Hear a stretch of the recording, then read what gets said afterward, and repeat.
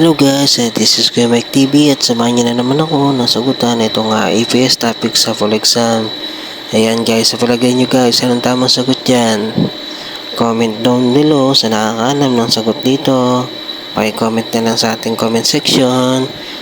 Guys, may request ako. Sana naman pakishare naman ang aking video para naman yung ibang kapwa natin kay LT21 na hindi pa nakakapag-exam, yung mga batch 3 umabot sa kanila itong video ko. Para naman makatulong sa atin lahat na gustong magtrabaho work abroad sa Korea. Ayan, para lahat tayo makapasa at makarating ng Korea. Ayan, para sa pangarap natin, para sa pamilya, para sa binuo nating pamilya, sa magulang natin, para mabigyan natin kahit paano. Guys, sana umabot yung video ko sa ating kapwa kay LT21 o pwede lang sana pakishare na rin, pakipollow and pakilike kung talagang napupusuan niyo yung video ko.